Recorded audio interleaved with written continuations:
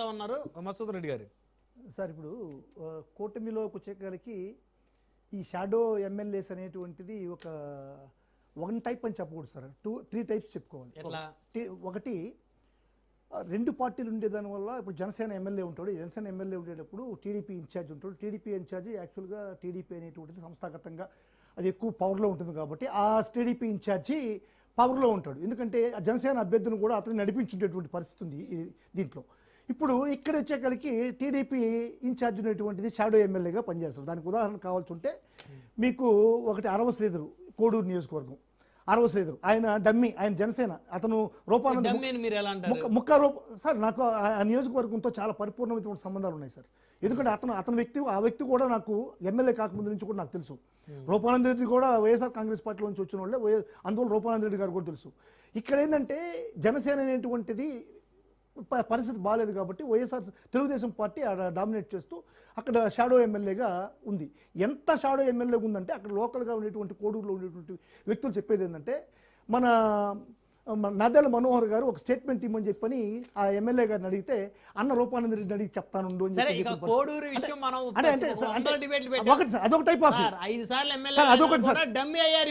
అదే నేను చెప్తాను, దానికి వస్తున్నా సార్.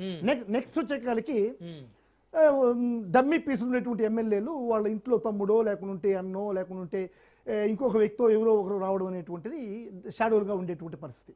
ఇంకా పవర్ఫుల్గా ఉన్నా కూడా ఆ ఎమ్మెల్యే అందుబాటులో ఉంటే, ఆ ఎమ్మెల్యే లోకల్గా ఉండే ప్రజలకు అందుబాటులో ఉంటే ఊరికే చేయాలా, డబ్బులు కలెక్షన్కి కష్టమైపోతుందని చెప్పి వాళ్ళ తమ్ముడినో వాళ్ళు ఉన్నటువంటి వ్యక్తినో ఎవరినో ఒక వ్యక్తిని డమ్మీగా పెట్టి షాడోగా నడిపించేటువంటి పరిస్థితి. దానికి నెల్లూరులో ఇప్పుడు ఇది ఉంది, మన శ్రీధర్ రెడ్డి ఉన్నాడు, కోటమిరెడ్డి శ్రీధర్ రెడ్డి మొత్తం కూడా వాళ్ళ తమ్ముడే గిరిధర్ రెడ్డి చేస్తాడు. అంటే కోటమిరెడ్డి శ్రీధర్ రెడ్డికి అనుభవం లేదా, లేకుంటే ఆ చరిష్మా లేదంటే ఉంది.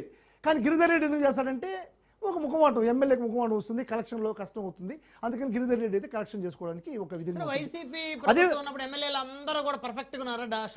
సార్. ఇప్పుడు మనం ఇప్పుడు గురించి చెప్తున్నాం సార్. ఇప్పుడు వైసీపీ మళ్ళీ పెట్టండి సార్, వైసీపీ గురించి పెడదాం, అప్పుడు అందరం మాట్లాడదాం.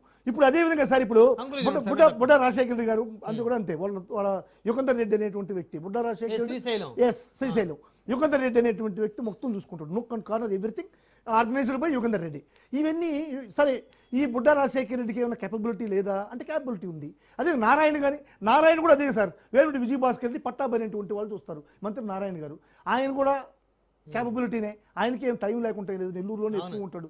ఈయన కూడా ఎందుకు వదిలేస్తున్నాడంటే దానికి కూడా షాడో ఎమ్మెల్యే క్రియేషన్సే. ఇవన్నీ కూడా ఈ టైప్ ఆఫ్ వెరైటీస్.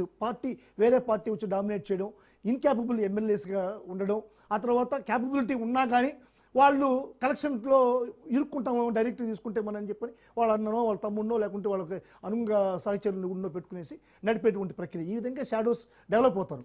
దాన్ని తీసుకొచ్చి వైఎస్ఆర్సీపీ